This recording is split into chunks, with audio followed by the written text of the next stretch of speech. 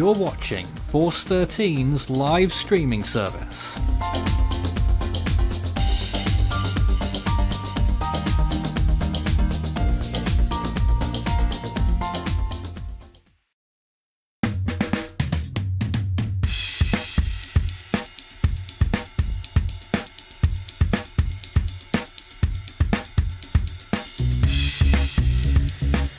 Cyclone Freddy has just clinched, at last, Category 5 status. That's the top story this hour as we monitor the storm's approach towards Mauritius and La Reunion and eventually Madagascar. Winds of 160 miles per hour. Estimated central pressure from our CAT team was 925. I put 921 there as a placeholder, so I'll try and get that updated as soon as possible. Class 3 warnings in effect for Rodrigues, Class 2 warning for Mauritius, and an orange cyclone warning for Reunion Island. And several warnings out and about in Madagascar as well ahead of this storm. It had been trying on many different occasions on its long passage across the Indian Ocean to get towards Category 5 status, and after a few false starts, it's finally got there with its big bulging eye and very intense cloud tops wrapping all the way around the storm as it increases, in my view, increasing in symmetry this evening. 8 PM in Mauritius, 4 PM here at Force 13 HQ, and we've got our large team with us all around the world who will be talking about this storm with me in just a short minute. My name is Nathan Foy here in the studio, and you can see me there. Just fix that. And you can join the discussion whilst we're here as well by sending in your comments and questions and observations if you are near the storm, as long as it's safe to do so. Start your message if you want to communicate with us. Start your message with Force 13 on the YouTube chat live whilst we're here. Okay then, well, there is the storm on satellite imagery as we've been seeing the whole time.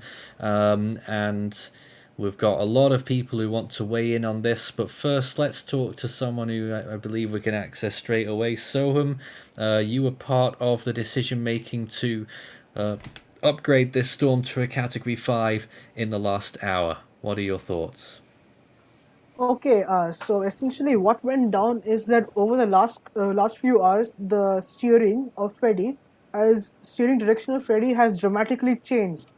So when over the last 5 to 6 hours, what has happened is that the storm, instead of moving more west, has started moving more west-southwest, or as in more southwesterly.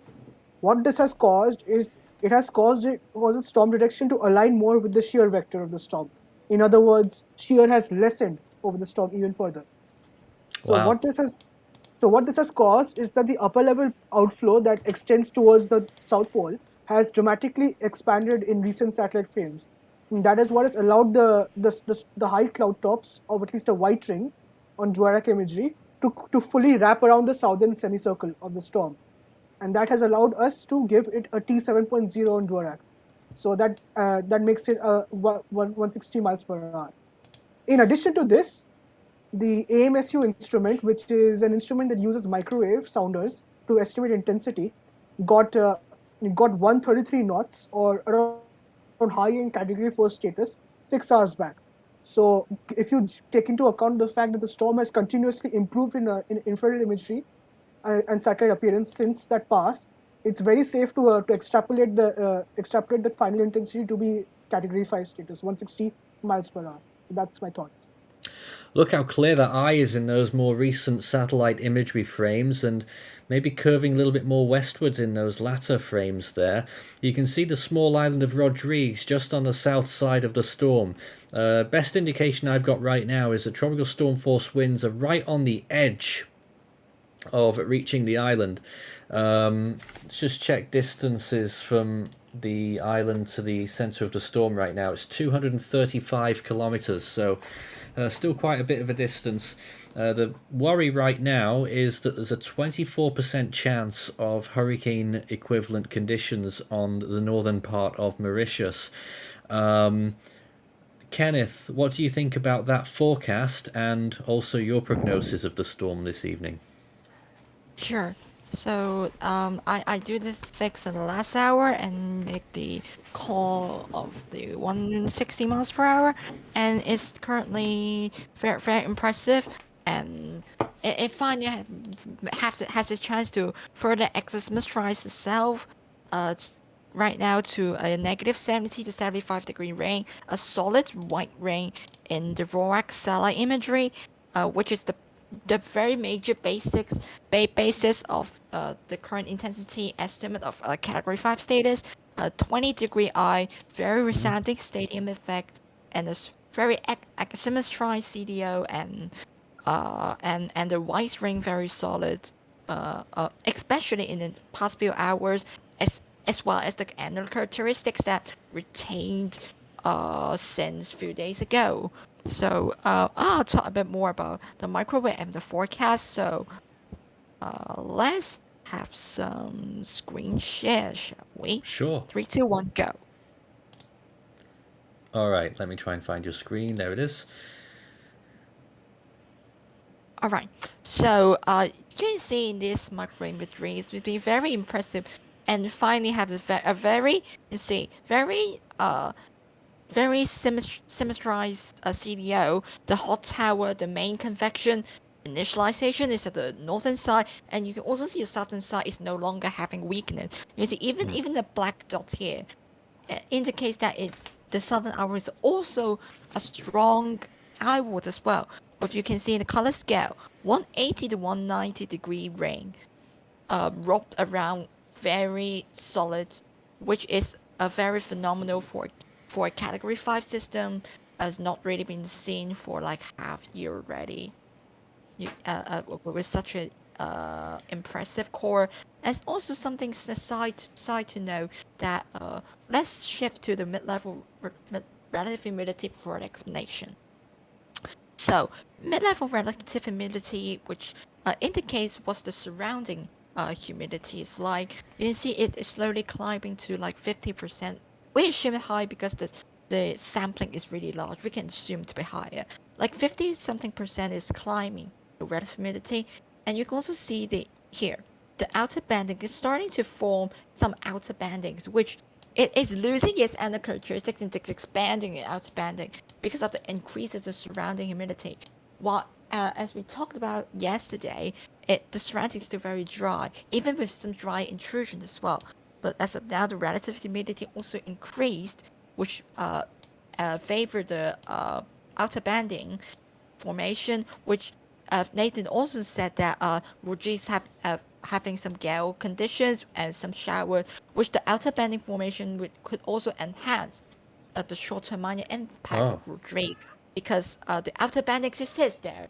It is able to dump rain at the outer circulation, and probably it could also lead to some increase in the wind radius. I mean, it already expands a little bit, and based on this MCI DAS analysis, it's already slightly expanded to around 3 point something degrees, which previously like less than 3 degrees in diameters, like slightly expanded, and could further expand as the storm progresses towards Madagascar, and produce an even more extensive threat as the wind radii increases, despite like in the forecast that some weakening is expected, probably due to like probable eye replacement cyclone, a downsloping.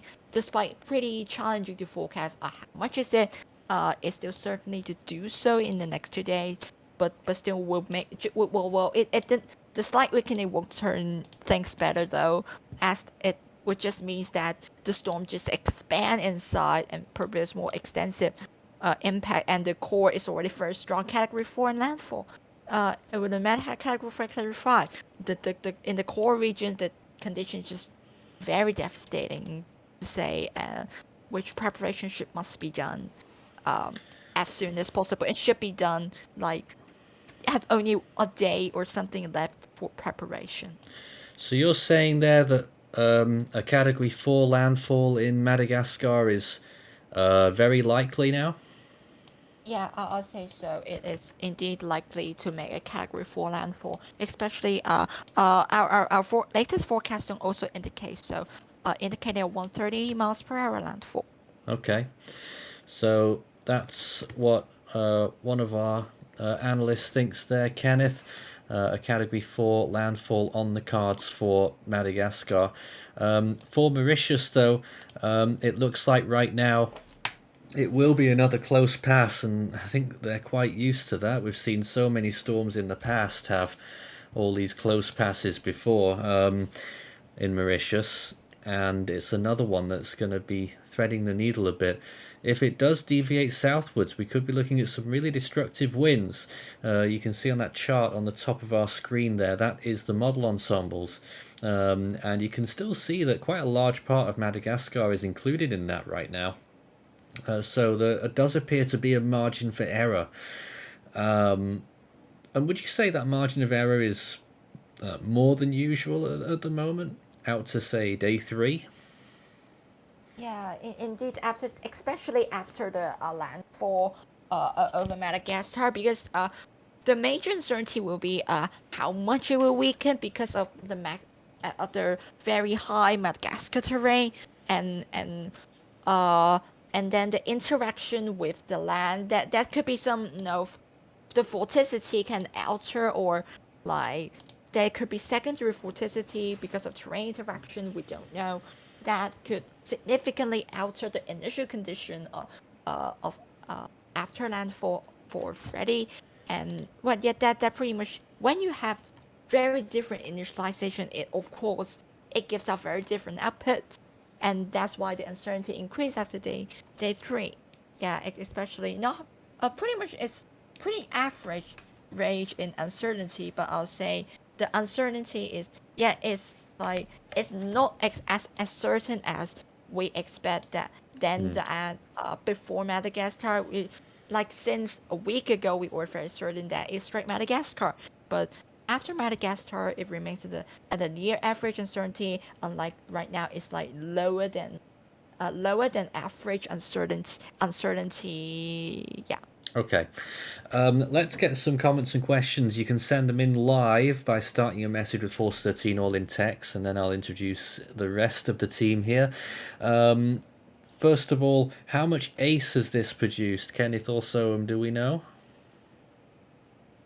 Yeah, we do. Just give me a minute to bring up the appropriate stats. Yeah. Okay. Our estimate is like 50. Will we be doing landfall coverage? I'm pretty sure we will be. Can we see a peak above 165 miles per hour? Okay, I've gotten the stats. Oh, okay. Current ACE is 55.5025. Wow. That's pretty impressive. Yeah, it already surpassed Ventala 2016 and becomes the most AC generated in the southern hemisphere in records, and still shooting up, and could likely become a 70 plus. And just to reiterate there, do we think it could become stronger than it currently is? I mean, it still has a window of 12 hours. I mean, there really is nothing in its way other than maybe dry air intrusions or a possible eye wall replacement cycle. We'll have to keep an eye out on that Right. still. Let's introduce everyone else then. Let's talk to David Vella, who is with us and showing us the latest imagery from RAM, which we've also got up on our left-hand panel. What are your thoughts right now? I mean, at this point, the storm is pretty much overperforming what was forecasted over just 2 days ago. So, I mean, that's going for the storm. And then, if you look at the recent frames, it looks like the storm's now becoming more and more symmetrical as it moves on. Maybe some convection beginning to wrap around, or trying to wrap around, but overall this storm is now more so not having to worry about sheer getting in, but more so trying to at least not get any dry air intrusions into it. But we still have to look out for an eye wall replacement cycle of it before any landfall is made. So Certainly not one going on at the moment, though. There's the JTWC forecast cone, which I'll just leave there for a little while whilst we talk to everyone else. We've also got Dino 1 with us right now, and you're showing us a live shot from Mauritius at Grand Bay on the northern tip of the island. Let me just get this here. There it is. That's a live view over there right now. May I say something about this? Yeah. And in that probable case, I think that this location is Grand Bay in Yep. Mauritius. In other words, it is prone to storm surges and rainfalls and strong winds. Yeah, still fairly calm there right now, but definitely breezy. You can see down there on the trees at times. Just cut off on the image, but I can see it on my monitor. A flagpole on the left-hand side, and it's blowing along quite nicely. We don't know if we can get any webcams on Rodrigues. I don't know if we found any, our team, but that's one of the closest places to the storm when it passes Mauritius here. That's the live view right now at Grand Bay. Anything else you wanted to mention there? Yes, it's pretty nighttime there. And then you see under the lights and stuff. It's pretty peace and quiet. Yeah, it looks fairly quiet and calm at the moment. Calm before the storm. Those breezes, but it is still quite far. I think it's like 600 kilometers away still from Mauritius itself. That voice that you heard was Blaine in South Africa, and I still think that you're the closest person to the storm in our chat right now. So, what are you feeling about Freddy today? So in my opinion, I think Freddy is going to probably make like quite a catastrophic landfall on those islands. I mean, it's missing them, but if it goes more further south, like you said, I think, yeah, Mauritius and them might have an issue. But then we have Madagascar. It's like, I think, honestly, I'm also quite confident it will probably still be a major by the time it gets there.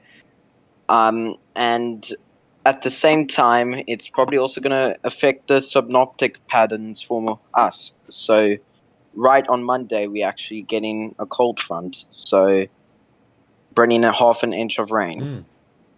So I don't know, that could probably be because it's coming from the north, so yeah.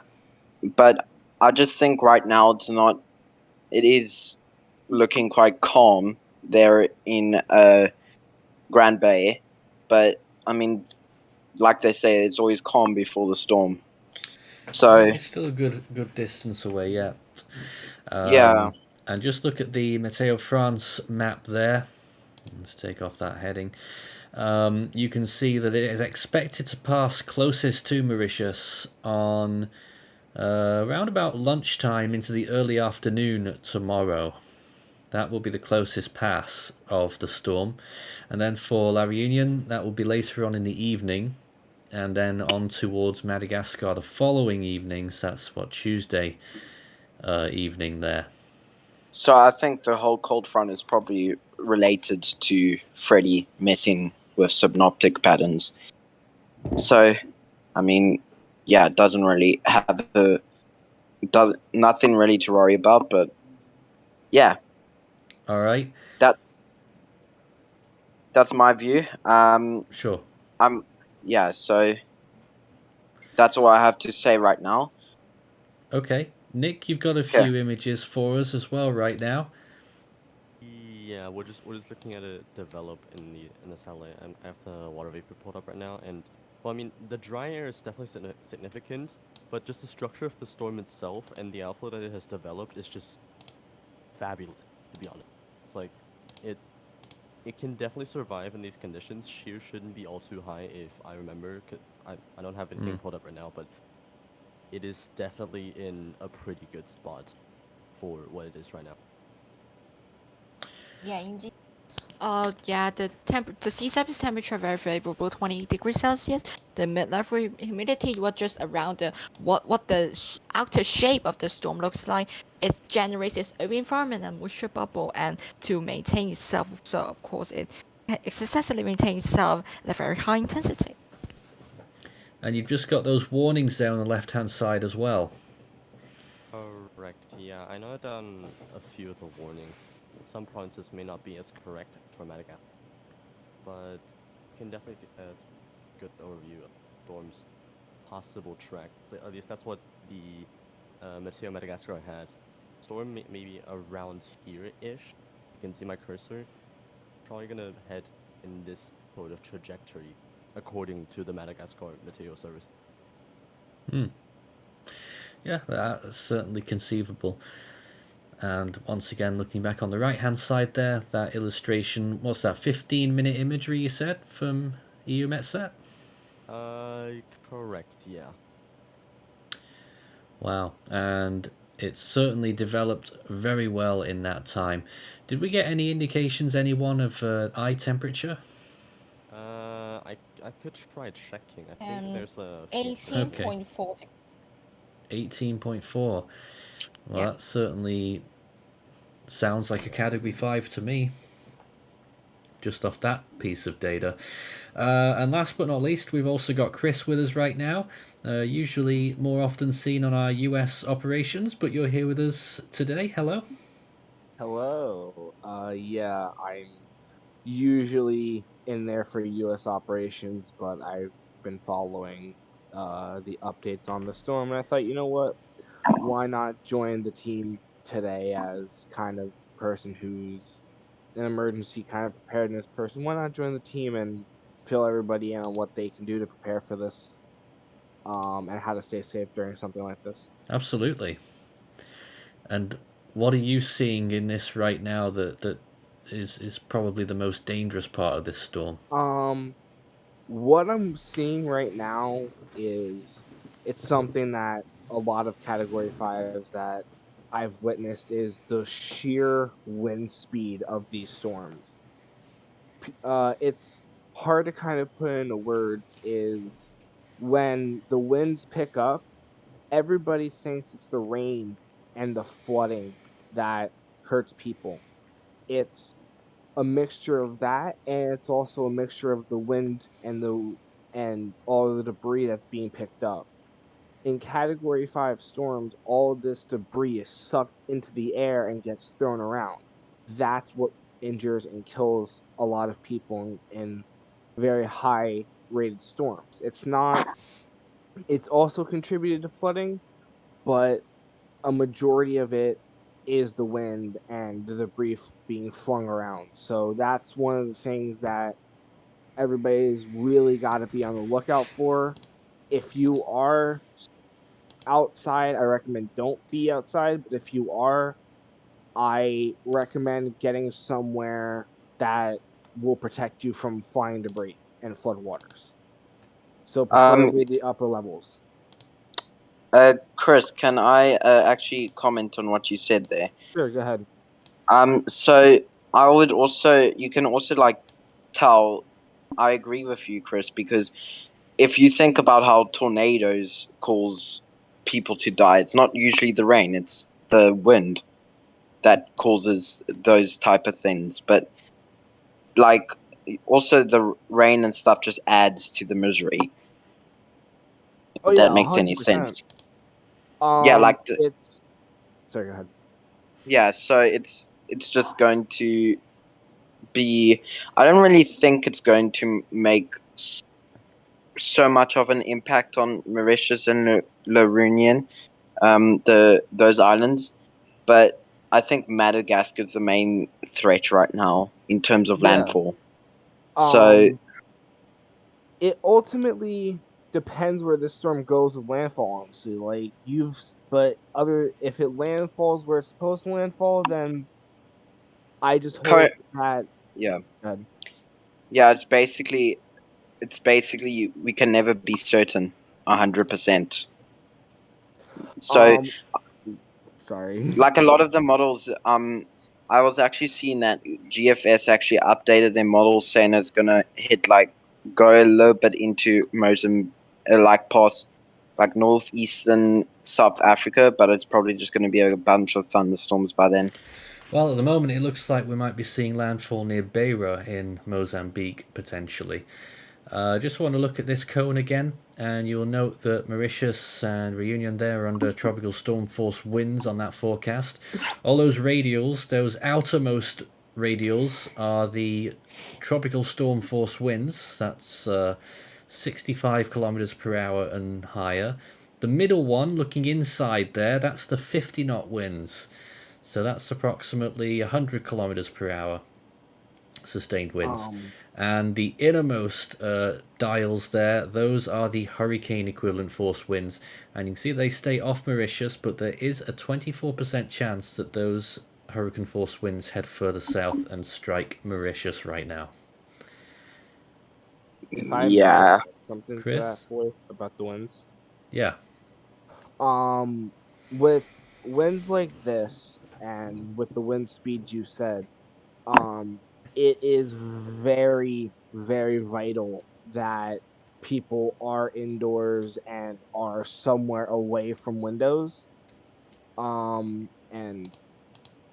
there's the reason behind that is with all this debris, a lot of that gets turned into projectiles. And if you're near windows and something comes through, there's a very good possibility you will get injured or worse. They say So- don't they say usually with like tornadoes and stuff you should get to the innermost rim also? Yes. If So, or the innermost rim or the highest ground. That's my recommendation. Based on Chris's also, well, let's just say me and Chris's recommendation. Of course, that's dependent on many factors. Yeah. I mean, when we've got areas that are impacted by storm surge as well, hunkering down may not always be the best decision. But in this instance, where these islands are quite rugged, I never hear about any major storm surge issues with these places. I don't know about you guys. Me neither, Never. actually. Yeah. It's generally storm surge is very very dependent on the terrain of the region. So if the island is mountainous in nature, it will automatically be less at risk of storm surge as say compare it to a plain or a beach or a river delta. Yeah. Yeah, but like obviously, like Mauritius and stuff does have beaches. So I think there is some property near the beaches. So, that's something to just worry about. But I mean, it's also Africa, so it's also quite mountainous, I guess. So. Let's take some more questions right now. Did Cyclone Batsarai make landfall in the same area where Freddy is going now? I've seen one or two comparisons with Batsarai actually, but I think they're a little bit off. I can't remember where Batsarai ended up going in the end. Didn't it go southwest, I think, if I remember correctly? Yeah. Okay, Batsarai made landfall in central Madagascar and then exited on the northeast, and then exited on the southwestern side of Madagascar and then recurved. Right. This could still do that, but it's looking not very likely. What is it that's pushing the storm up towards Mozambique in that later part of the model runs there? Is it some kind of ridging? This is probably the most uncertain part of the forecast because we have because models by default, because of the poor resolution, cannot model terrain of land properly. So any minor processes or minor change in direction cannot be caught by most models efficiently and properly. So any point post the landfall point should be marked with extreme uncertainty. I think actually I hear that according to Wendy's definition, they say that GFS apparently struggles with mountainous areas. So, Oh, which and I want to it's a point. free model. It's a free model, so No, see, I want to point this out. Important point. GFS has consistently underperformed in Freddy's case. It's been Yes. consistently weaker by around 20-30 millibars in pressure, and so its track forecast is a lot more, what do I say, more southern than reality. But all the models go too low with the strong ones, don't they? Yes, that's mainly owing to the data simulation and stuff. Because models resolution are limited like 11 kilometer, 20 something kilometers. But in actual, we may be within the system, the peak may be like less than a kilometer, which is way too fine for models resolution. And that's why they're going more low on the winds, and as a result, the pressure was such they could though underperform say underestimate in the initialization, and hence they have made underestimated the ridge pumping because like more outflow more air outflow flow into the ridge, and as a result strengthening the ridge, the subtropical ridge itself, the anticyclone steering the ridge, and that's why Freddy has still moving west, because it pumps the ridge itself and leads to a feedback that is still moving west and currently west-southwest. That's why it's moving like more western, like the models ensembles. That's forecast, but still the subtropical ridge. Anything can switch my screen? It's Yeah, we've already got your screen. I was just gonna. right. Yeah. Perfect. So you can see the upper level anticyclone in here is still steering the storm all the way to the west and west southwest, and you can see here in the Southern Africa. That's probably what Blaine is saying. The cold front at the south and the South Africa. You can see the 200 millibar wind. Where's behind it? The H in South Africa is the cold front, and that's the upper level trough, and possibly breaking the ridge at the Mozambique Channel, but that's probably what is previously saying the uncertainty that it is that it can trough breaks the ridge and pull Freddy to the south, and well, seems the ridge seems unlikely as of right now, as a new ridge is forming near the Mozambique, and right takes in after Freddy's landfall, and because you can see here the trough already weakened as it leaves South Africa, so no more break of the from the I mean no break to the ridge, and that's Freddy Yeah. will keep like expected to go still towards the west, and like high consensus within the models here, and is still moving towards the west because there's no trough disruption, and the Freddy itself is pumping fueling the ridge, and hence it's go way straight from 120 east all the way here Yeah. towards the Mozambique But Channel. look at that later on there as well, Kenneth, where it gets steered Yeah. a little bit of a northerly element even towards central Mozambique. Now, what's stopping it from going that way instead of towards southern Mozambique and South Africa?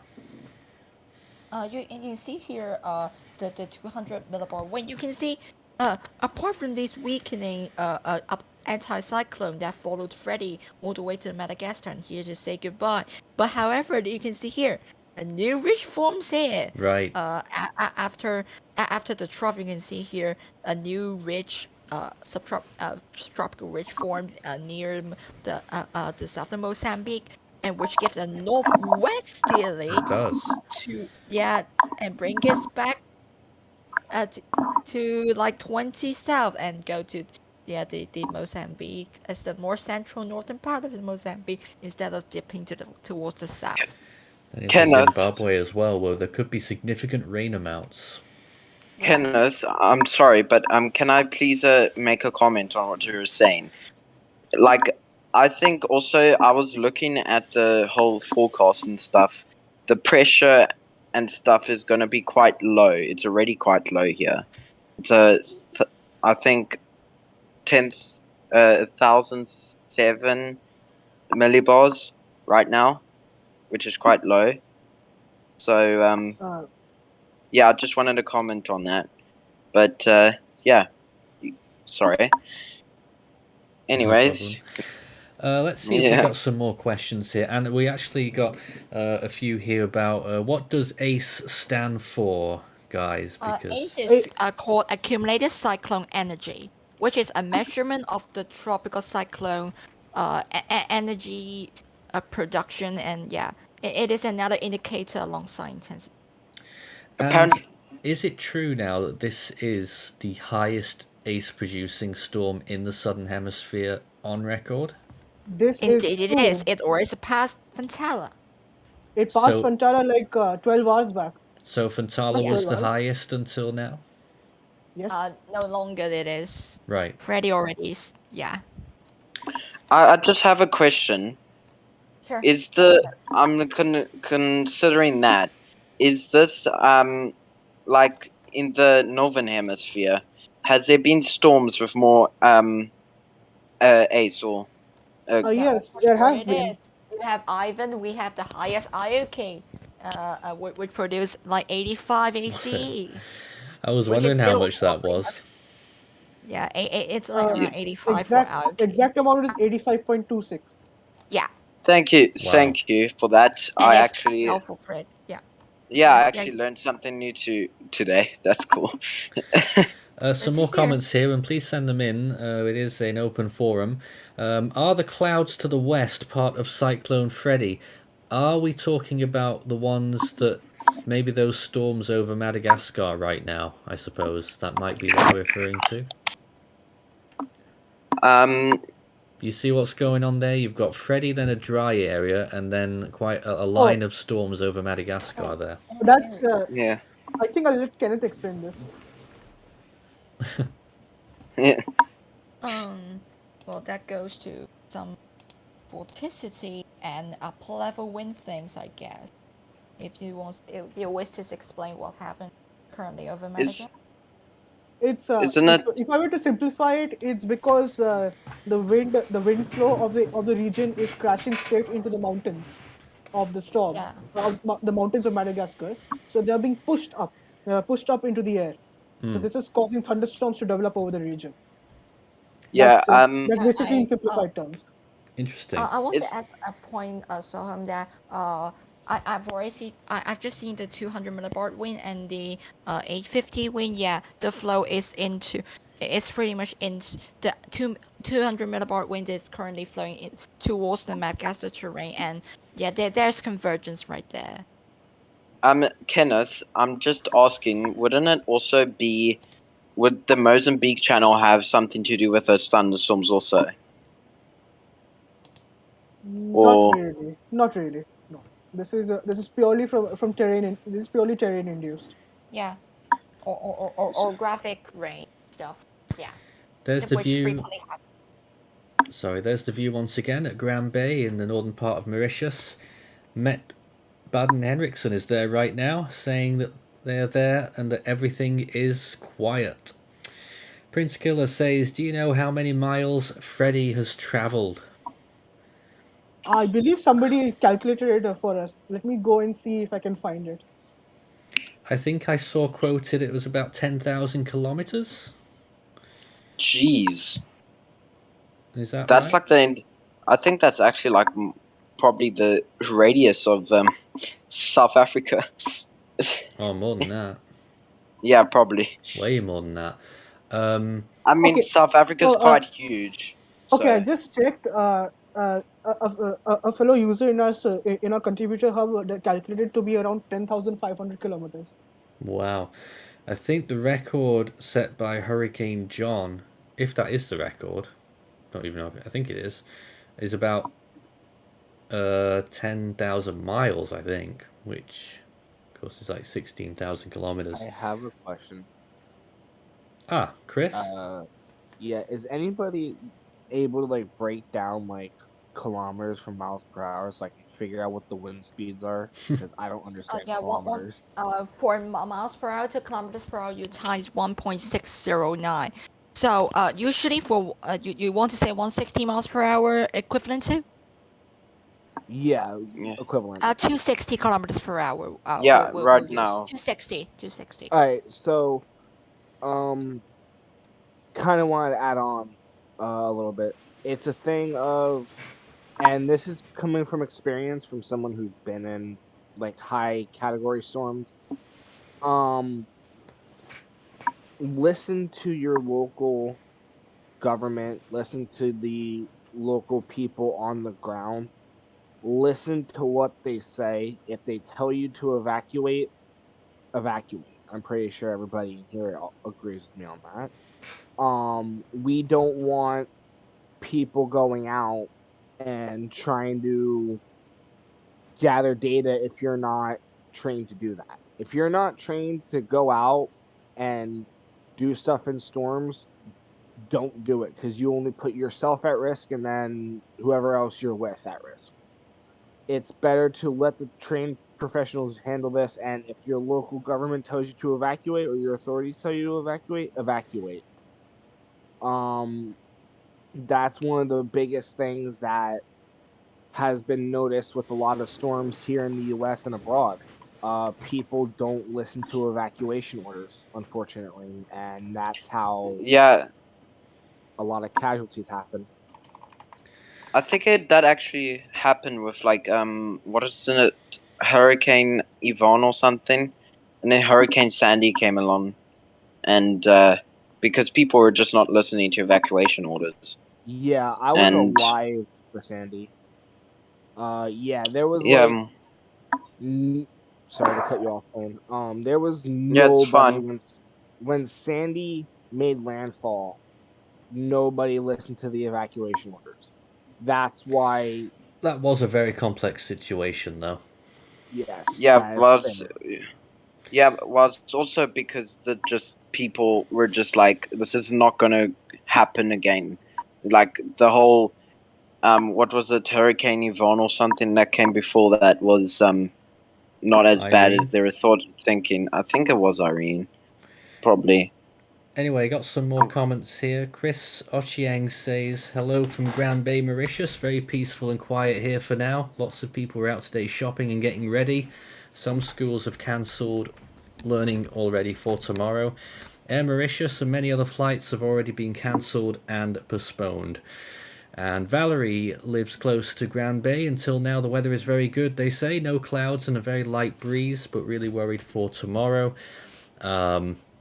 Random says, why has Freddy been able to live so long? Right conditions. That's There's more to it than that. yeah. Well, I mean, a lot of factors have combined to make this unusual track possible. yeah. The biggest factor being Dingani's overperformance. And how big is the cyclone's eye structure right now? Quite a question there. I believe the eye diameter was 50 kilometers last we checked. Significantly sized then. And how much of a storm surge threat could this pose to Madagascar? I'm not sure about that. We'll have to check the official warnings on that. Can I just say to Valerie, good luck out there. When you get, say, a Category 4 landfall, it's probably reasonable to suggest that you'll get at least a 12-foot storm surge. How much is that in meters? Forgot. In meters, like 3.5. Yeah, 3 to 4 meters, I would suggest, would be a safe bet if it was to make landfall as a Category 4. Yeah, Valerie, good luck out there. And is this cyclone a wimp, or will it bring a lot of rain and wind? Definitely leaning towards the latter, although it depends where you are, of course. Now, Also, what was the first thing he said? Oh, just saying, is the cyclone a wimp? But no, we're expecting significant winds. I actually, rain predictions trended downwards for a while for Mauritius and Reunion. I think they're going to get less than 100 millimeters, so it doesn't look like rain will be the main threat from this storm for them. It will be that wind factor, and it's moving past pretty quickly. So, yeah, it's going to get potentially destructive winds tomorrow. Right. Thankfully, Yeah, Yes. just put a summary on the conditions. Yeah, like on the on the islands. These islands would get like less than 100 millimeters rainfall. The main threat would kind of be the rough seas on near shore, and pretty much apart from like a strong to gale force winds here, and like some showers, and pretty much the overall impact is pretty minor. Just the precautions will be like don't go near shore and water activities, and pretty much stay indoor, and that's it. The impact is relatively pretty minor in these islands. In Rodrigues, Mauritius. Yeah. I think they're getting. I think there are. It's thankfully it's not going to be like in terms of rain. It's not going to cause that much flooding as much as Chiniso. I hope. So, I mean, anything could change. So, yeah. Another point there was a question about, or just asking us whether it's the same, whether the eye is the same size as Mauritius. Almost. Mauritius from north to south is 70 kilometers. This storm's eye is about 50. So you would fit almost all of Mauritius into the eye. And will the storm reach Botswana? That is a possibility as a remnant low, but I wouldn't think much about that yet. Another comment, according to GFS on the Tropical Weather Bulletin yesterday, we said that Freddy will reform as a high-end tropical storm after landfall in Madagascar. Is that true?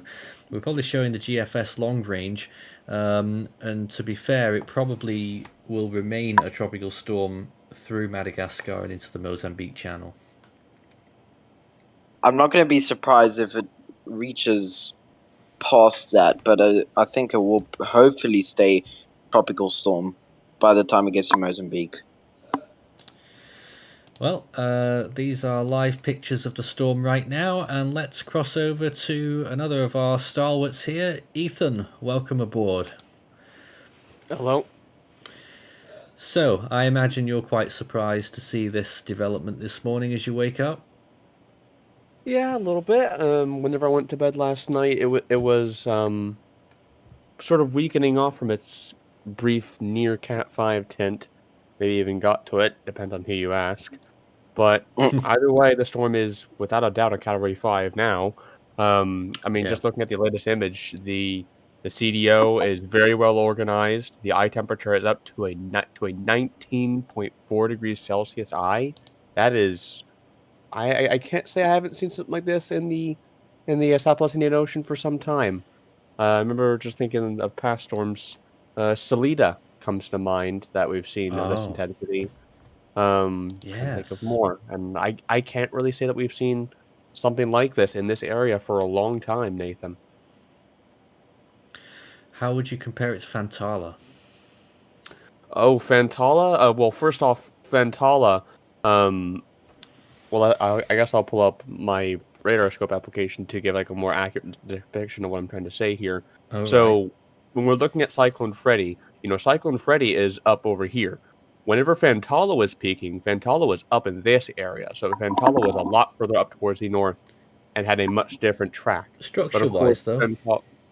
Structure-wise, I don't really know if I'd compare it to Fantala, to be honest, because Fantala was a lot larger storm.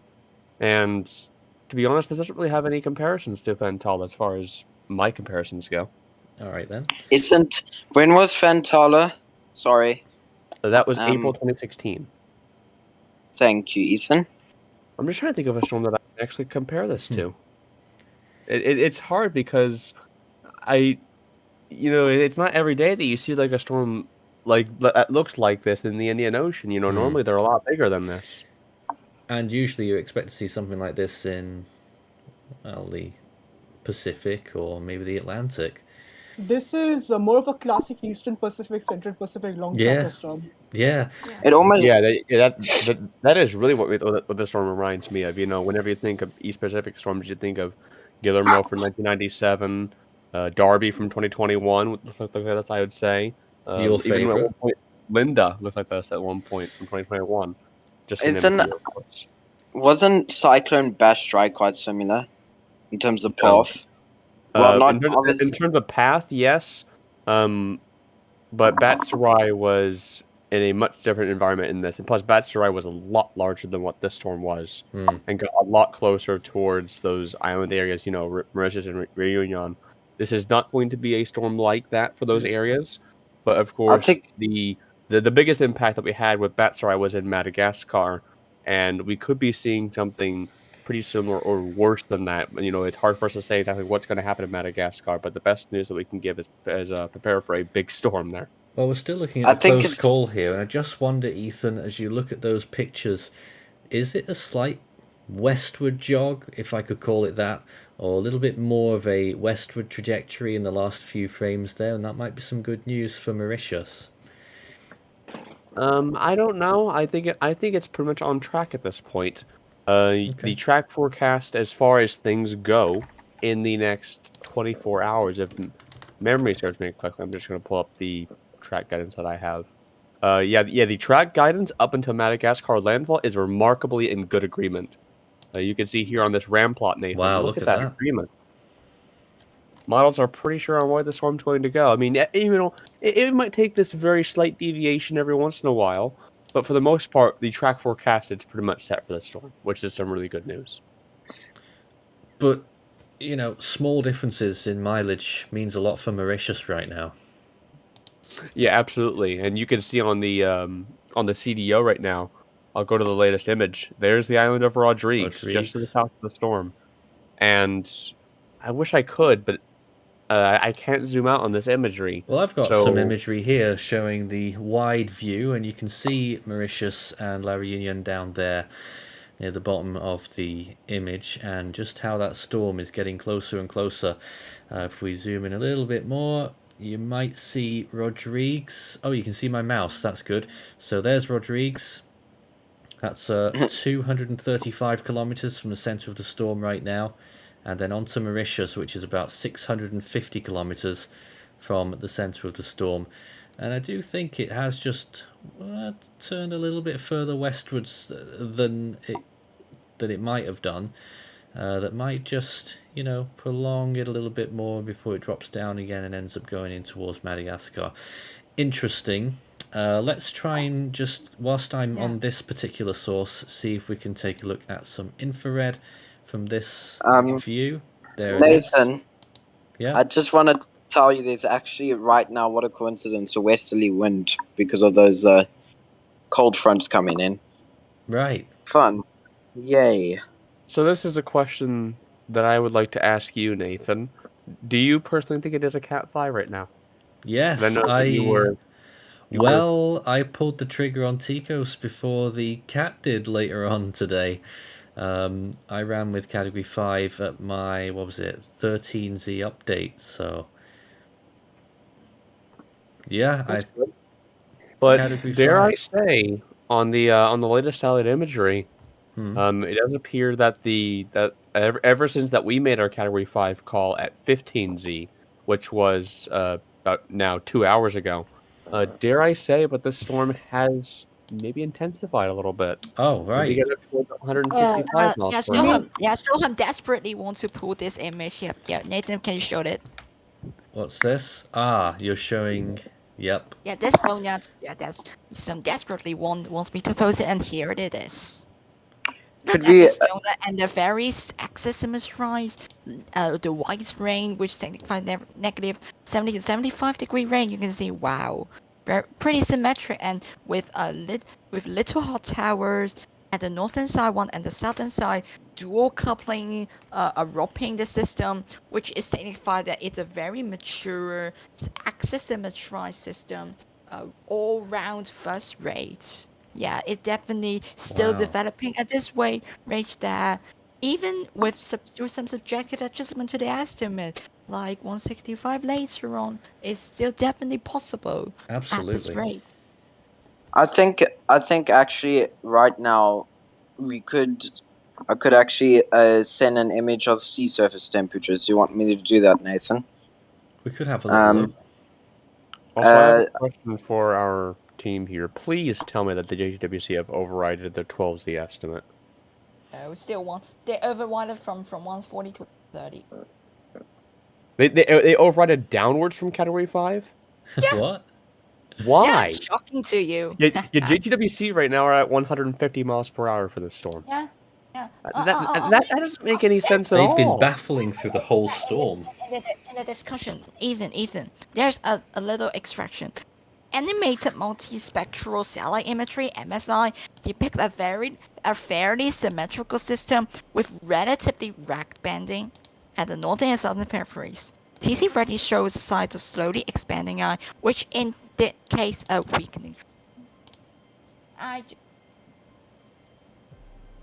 A slowly expanding eye indicates a weakening trend? That's what the JTWC says?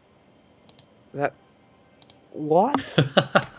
Ethan. What the hell? That doesn't make any sense to me. Psychostrophic balance. That tells you the opposite. That really doesn't make any sense to me. That's quite puzzling. What is JTWC doing? Let's quickly get some more questions before the top of the hour here, and we'll be going for a short break. Do you think it's possible for a tropical cyclone to reach 100 ACE units? Well, even the highest IOK is still it's like 14.74 away. That's quite a lot for 100, to be honest. And Freddy, like, even after forecast range is like 75-ish. It's still 20 something away from 100. This is very a lot, you know. A category 5 system. Each 6 hours generate 2.56 AC. You only generate like maximum at this rate it's generating like 7 to 8 per day. You need like 3 to 4 days at category 4 plus. Okay, at category 4 plus to generate like 20 something AC. So that's like extremely challenging to any tropical cyclone. And another one there, when do you think Hone will form? It should have been last week, if you ask me. Can I Oh god. make a comment towards the quick. 108th question? Go. Yeah, I'll be quick. If it's going to happen anywhere, it's going to be the East Pack into the West Pack. You know, you're gonna have to have a system that forms off the east coast of Mexico, literally stays south the entire time, and basically recurves probably near the Philippines. It goes up near Japan. Oh man. And there has to be a major cyclone for like all of that track. That's like the one way that I can see a storm getting to 100 days. We'll be back in a moment. Stay with us. This is Force 13 live coverage on Cyclone Freddy, Category 5. More info coming up.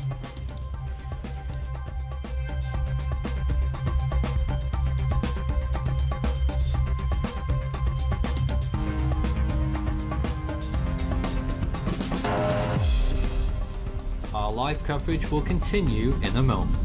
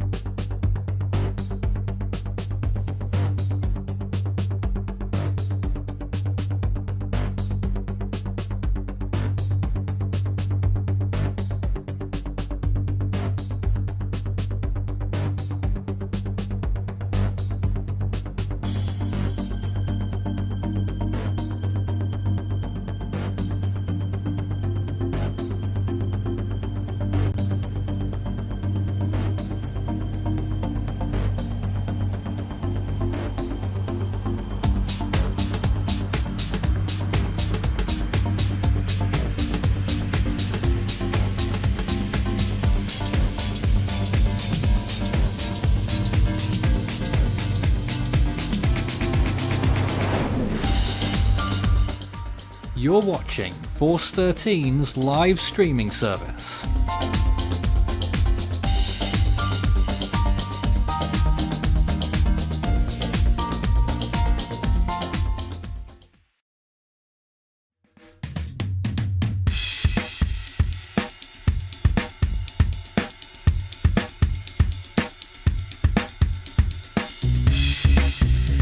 Welcome back to our coverage of Cyclone Freddy live here on Force 13.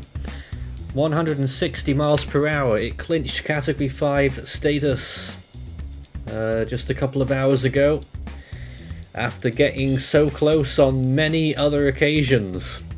Now, whilst the Joint Typhoon Warning Centre did declare it a Category 5 earlier on in its life, we think that was suspect, and but on this occasion, it is definitely a Category 5 at this point, with winds of 160 miles per hour and estimated pressure down near 921 millibars, but probably a little bit higher.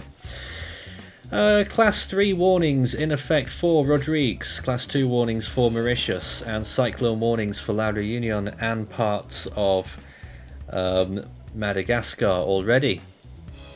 This storm could still intensify even a little bit more as it approaches the islands, currently making its closest pass to Rodrigues at about 235 kilometers, and it's about 650 kilometers away from Mauritius right now. We've got a large team with us. My name is Nathan Foy here in the studio, and we've got lots to discuss. I don't know if there's any news this hour, but let's first cross to Ethan, I guess, on this occasion, and see if there's anything else you'd like to bring to us right now, Ethan. Sure. I know that this is a thing that Soham was wanting to go over, but I'll go over it since you've come to me.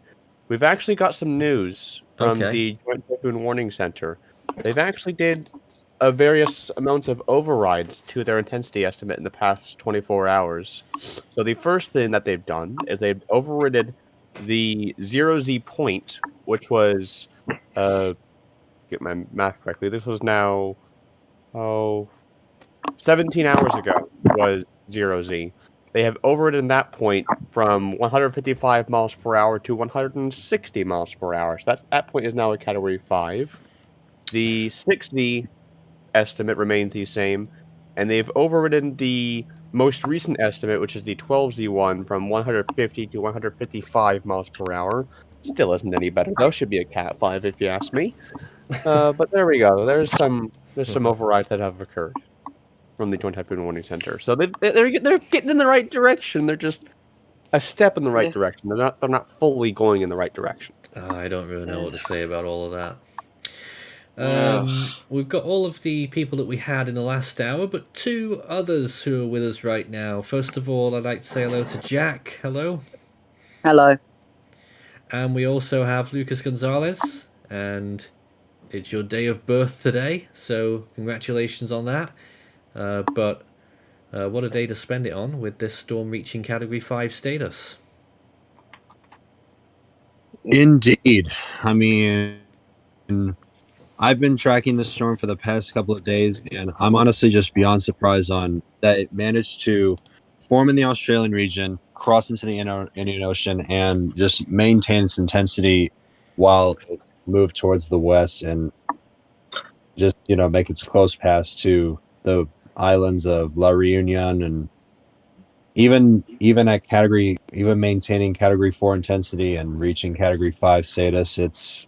It's honestly just beyond incredible to me that I've seen a storm last this long, and I don't think, like Ethan said earlier in the first hour, we haven't seen a storm like this in quite some time before, and it's just beyond incredible to me that a storm lasts this long before. Now, Yeah, Freddy...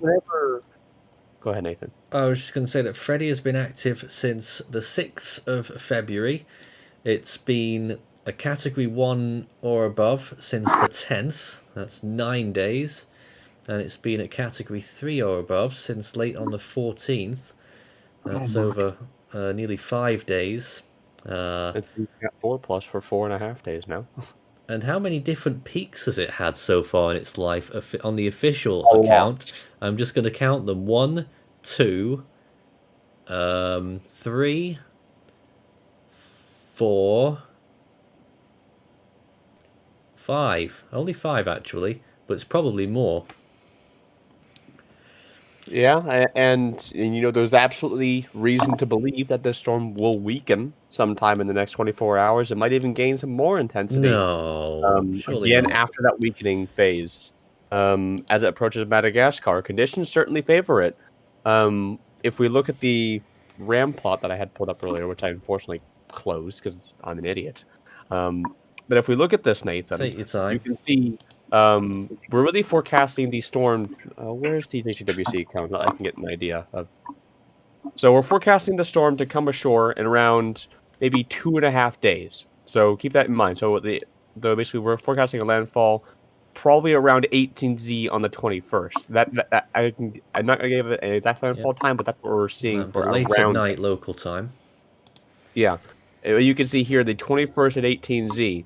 Up until this point, wind shear is forecast to be very low, 5 knots, maybe even getting up towards 10 knots a little bit. So wind shear is not going to be much of an issue. Sea surface temperatures are going to be around what they are right now, so they're not going to go down anytime soon. And relative humidity is only going to go up, so conditions aren't really going to change for the storm up until landfall from what it is right now.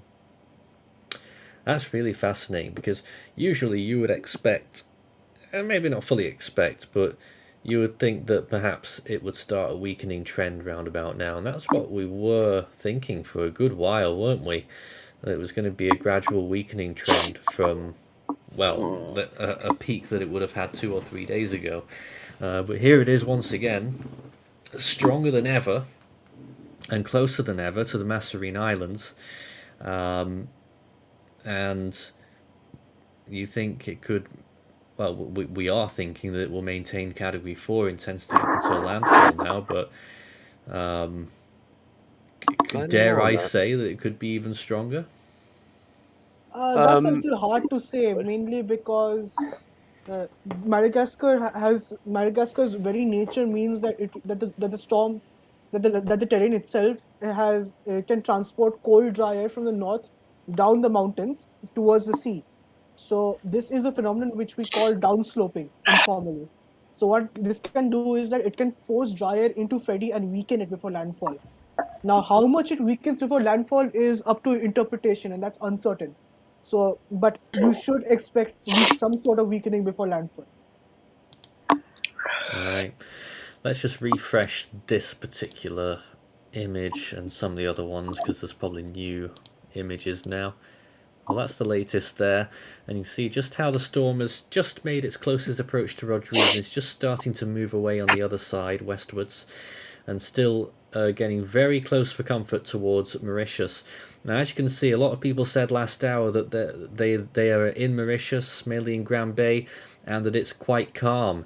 And you can see there that it actually would be. The main bulk of the storm is still quite far away. This is a 12-hour loop, so you could imagine what it will be like in another 12 hours. You'll probably be just about to receive the main part of the storm, which will come on very quickly on that western side because there isn't that much of a build-up. You know, there's not much in the way of spiral banding on that western side.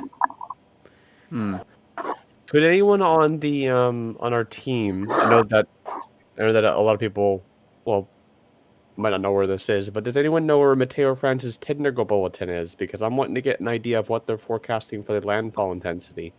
JTWC appear to be forecasting maybe a low in Cat 3, so I'm curious to what they're forecasting. I don't even know where to find all of that anymore on their site. They changed it all around. Yeah, I know, because like if you came to me like a year ago, I would have known exactly where it was, but I don't know where it is now. Yeah, a couple of other people know where it is, I think. There's a lot of noise coming from somewhere. Alright. I mean, isn't there like a Mateo Friends Reunion website as to where you can just find the stuff related to tropical activity? Yeah, that's where I'm looking, and it's kind of hard to find. I'm gonna try my best and find it if possible. Alright, let's get some more questions. Alpha Kid says, are there still any chances of Freddy making a slight curve to the southwest? No, I'm afraid. I'm afraid. Um, Yeah. Yeah, Need that pretty much in the current track of what the storm is right now is going to maintain all the way up pretty much until landfall.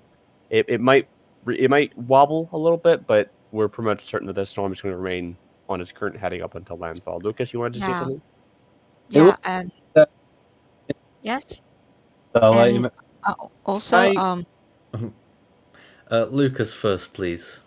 okay.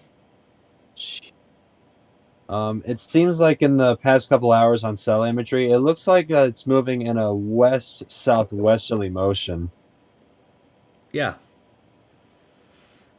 It does. Yeah. Kenneth?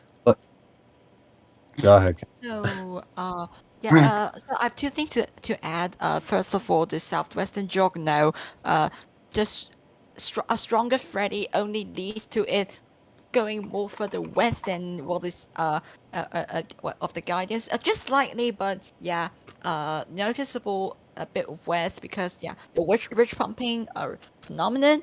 And right now I found the MFR technical bulletin here. Ah.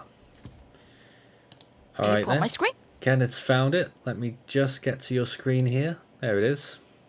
I've got Sure. it on my end as well. So it looks like that right now they have it with winds 10 minute of 140 miles per hour and a pressure of 931 millibars. Yeah, back at 12 let's- UT. 155 miles per hour converted to 1 minute. So it's reasonable, yeah. It's pretty good. Yeah, and they forecast a landfall intensity around 10 minutes sustained winds of 105 to 110 knots, Yeah, which that would 100 be and- a mid Cat 4. But of course, Meteo France Yeah. is always known to go aggressive, so I would probably go right in the middle of that, and that would probably be still last night. We had a discussion on this, and we said that the mean was probably around 125 to 130 miles per hour. Yeah. I'd probably maintain that again right now, probably. Yeah, for the we landfall. went at 130 and our latest count, which I think a low mid category 4 range right now is still probably the best guess right now for landfall intensity. Yeah, fair comment. Another question: does Freddy have a similar size to Hurricane Andrew? I think it actually does. Actually, I I'd say more Dorian. of course, Oh. Andrew's eye was much smaller than what Freddy has. Yeah. But overall, when you're talking about And the storm's size and the storm's CDO, I think that's actually pretty similarly sized to Andrew. Actually, Another comment there: any possible waterspout formation in the northern part of the storm? there's probably that's probably happening. Although I know that I'm very familiar with how tornadoes form in the northern hemisphere, but I'm not in the southern hemisphere, so Can't be much different, can it? no. Well, let's go back to Dino's screen, who is showing us what's going on live in Grand Bay, Mauritius, just to give you a visual perspective. It is quite calm there. You get some steady breezes. As I mentioned last hour, there's a flagpole that's down the left-hand side of the screen, but you can't see it on the stream. I've just got it on my monitor, just off shot. And that's been blowing the whole time. So, you know, it's calm, gradual winds there right now, and I imagine that will start to pick up a little bit later on in the night. Dino? Nathan, call me Dino, okay? Dino. I'm sorry. I keep That's forgetting okay. pronunciations on names. I know. And I want to speak about the satellite imagery or the stats about Freddy. Right now, I just browsed through the ocean heat content and then the latest track. From there, I would see that the ocean heat content is rummaging around 35 around Freddy's track. In other words, it may amplify Freddy's intensity. Sounds like moderate amounts there of oceanic heat content. Yes, indeed. Also, I have to comment on that. So Freddy's currently moving west-outwards, a very fast movement at 30 kilometers per hour. It's very fast, such that the upwelling due to Freddy would not be significant due to this fast-moving speed, and as such, it also won't affect itself by too much because of the upwelling event. It's not so high for 25 to 50, like 50-ish oceanic content, but right now, with this very fast movement speed, just look at sea surface temperatures, 28 degrees Celsius, is already very enough for Freddy to hold in this intensity. And yeah, pretty much looking at oceanic content right now is not a very good indicator, right, for determining Freddy's forecast because of the very fast movement speed. And the sea surface temperature right now is overall pretty sufficient. Yeah. Plenty more questions and comments coming in. You can send yours in live on the air. Start your message with Force 13 all in text. We're here for everyone. A comment earlier from Danisha who says it was unbearably hot in Mauritius earlier today. Well, that's what happens when you're in that dry air pocket just before the storm arrives, right, guys? I believe so. Yeah. Yeah. And So I just sorry. want to come with you with a question real quick, Nathan. All right. And I don't exactly know the answer to this, but someone asked, how high are the cloud tops reaching up in the atmosphere in regards to Freddy? So I pulled up on my screen the RAM imagery, and I imagine that you could use this to determine how far those are going up in the atmosphere.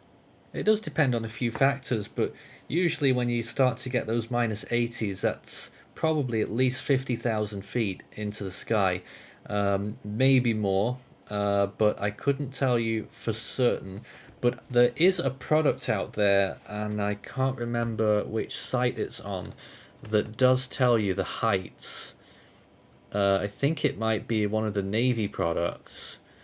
They do show the heights in kilo feet, which is 10,000 feet, how high the cloud tops are. But generally, you're looking at somewhere around 50,000 feet, maybe give or take 10,000. Either way, what we can say is these cloud tops are reaching very high up in the atmosphere, though. That's something that we can say. Oh, yeah. Roni Caldera says, will it re-strengthen before hitting Mozambique? You would think it will to some degree. I think it will. Personally, I would not forecast a Category 1 on the Saffir-Simpson scale prior to Mozambique landfall.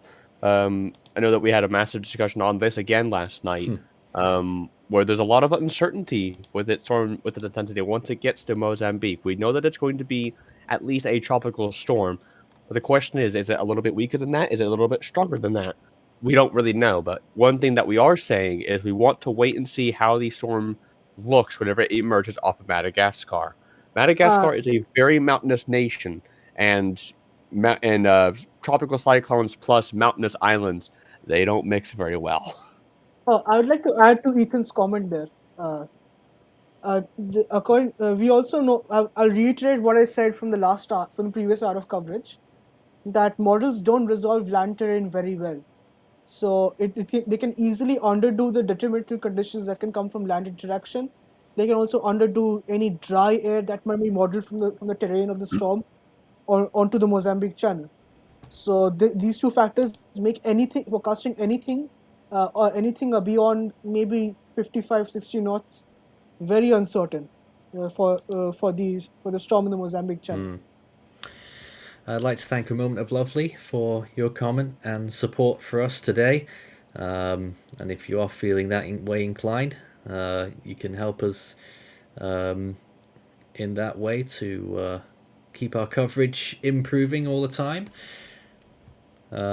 Helping chat with their questions, says I ignored them a few times. Well, it's not so much that, it's just that I can't always fulfill some of your requests. Nathan, can I say something? Yes, Jack, go right ahead. Okay. So it's sort of a question for you, or Kenneth. So the storm, it's sort of like managed to keep itself in a massive pocket of warm air. Yeah. How's it managed to do that all the way up until now? Pretty much. See, what happens is the stronger a storm gets, it sort of establishes its own environment around it. So it can Oh. it can essentially develop a moisture bubble, as we call it, Alright. and cause it to self-sustain. Yeah, it can basically. Yeah, it's a Like a bubble. cocoon. Yeah, we call it a moisture bubble. Yeah, In and terms. not to mention, whenever you also factor in Cyclone Dingani into the equation, I imagine that has something to do with it as well. Yeah, Yeah. Okay. All Dingani's fault. And I know that I just want to make a brief mention to this real quick. I know a lot of people are might be a little bit concerned about Invest 93S, which is behind Freddy. Oh. That is not going to pose a significant land threat. That is going to recurve out to sea. I know that I was getting a lot of questions on that on my stream last night, Nathan, and I just couldn't get to them because we were getting so many questions. I really appreciated that. But 93S is not going to be a land threat, which is We've got good the news. GFS run here on my graphics, and you can obviously first see Freddy there. Let's just watch that again. Passes very close to Mauritius. You can see there on that image. In fact, let's just zoom back in again. Just how close the hurricane equivalent winds are. If you can just make out the island of Mauritius there, and then the hurricane force winds. Very, very close. Inside the storm, a bit stronger still, up towards category 3, but we know it will probably be stronger there because the GFS is underestimating as usual. And then watch as it goes further towards La Reunion, a little bit further away that time. So, whoops, drawing when I shouldn't be. You can see there it doesn't get so strong winds. That's probably the 50 knot barrier there. It gets a little bit closer as it passes, moves that way. So Reunion getting lower tropical storm force winds there, hopefully, if that track forecast remains the same. And then on it goes towards Madagascar and a landfall point there. And let me just try and figure out exactly where that is on the map. The storm continues through there. I'm just trying to figure out where that is. That's probably just south of Mahanoro and north of Nosivarica. Quite a bit to the north of Mananjari, if you're familiar with the area. And then it moves inland, of course, and you can see there's not much left of it there on that frame on the 22nd. But don't forget, this is because, in part, that the storm is weaker on the GFS model than it is in real life, so it could actually still be stronger there. And there it is, re-emerging in the Mozambique Channel and strengthening again. There it goes again. Quite a large system there, big bulk of wind, certainly. And landfall actually looks to be closer to Quelimane now on the coast of Mozambique.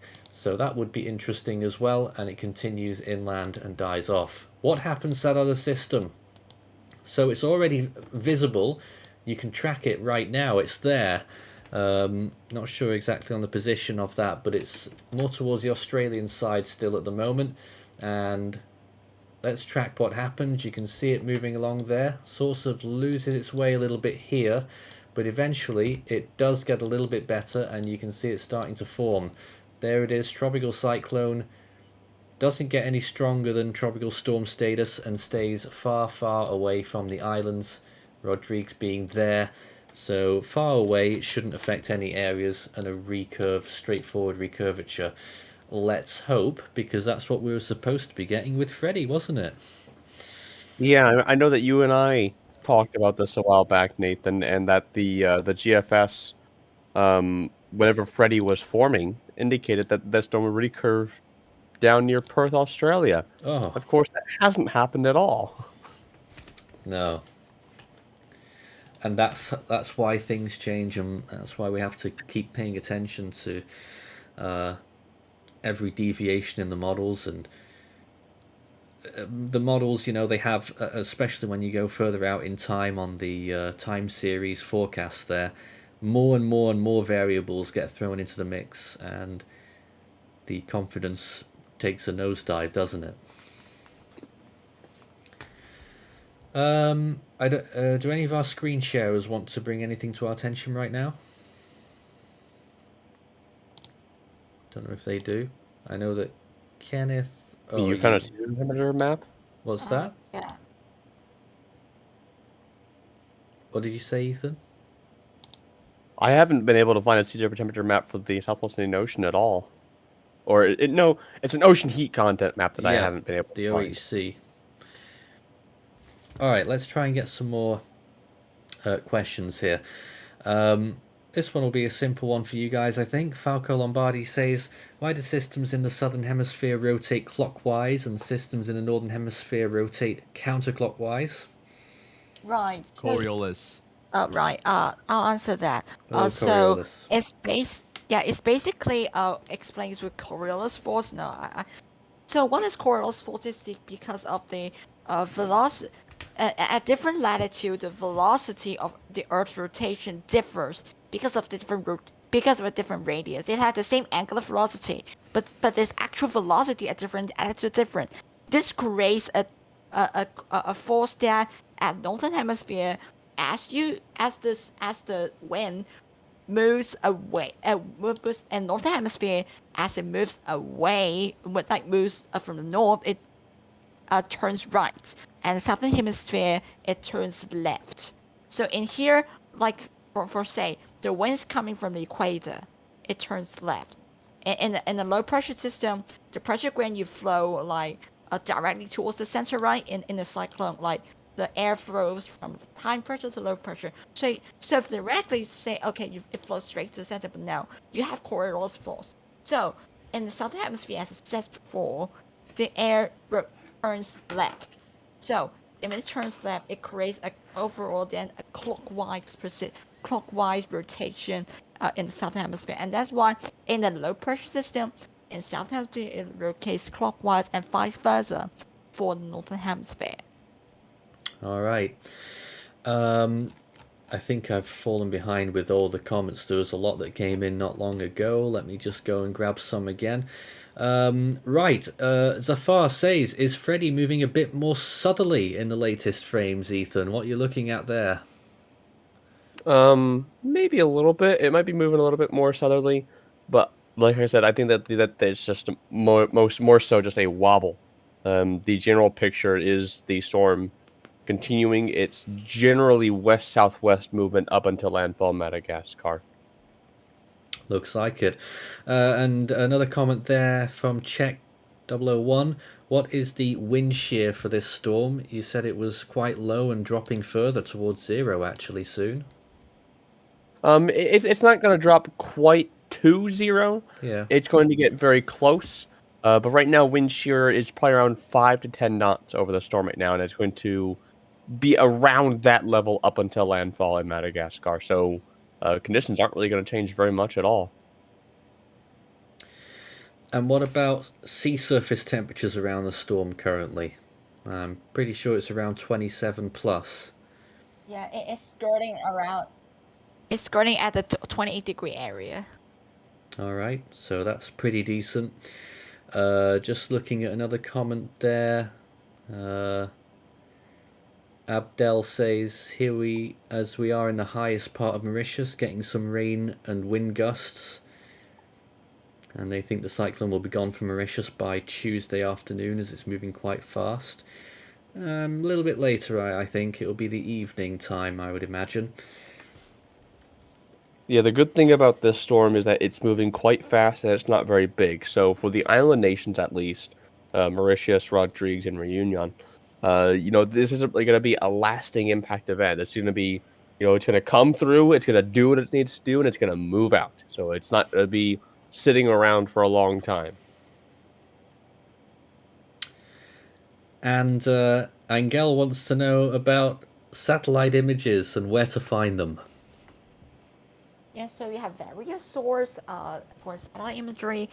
So in Clay, we're using the PIA, DAPI, YA here. We're using this imagery source for all storm floaters up to date, and various enhancement, and also still visible infrared or in and then but still you have some archive imagery you can find in RAMB, which you can find some archive satellite imagery here for all system post 2006. Yeah, and I that believe is the main helpful site. And for global satellite, you can use Real Earth. I believe Mainly Jason is working on floaters for our website coming up, which we're really excited about. So stay tuned and watch that space. We might have some Our of our own locals. products. I mean, Um, another. Yeah, the one you're using too, Nick. Yeah, it goes under many websites. It's either weather.us or I think it was some Swiss website. I don't have the name. You know, the weather.us meteorological. So yeah. Yeah, Wait, what meteorological. was the name of it? What was the name of it? Weather.us, if that's the Yeah. most easiest one. Oh. Yeah, Another that- comment there. Is that dry air to the west of Freddy a high pressure system?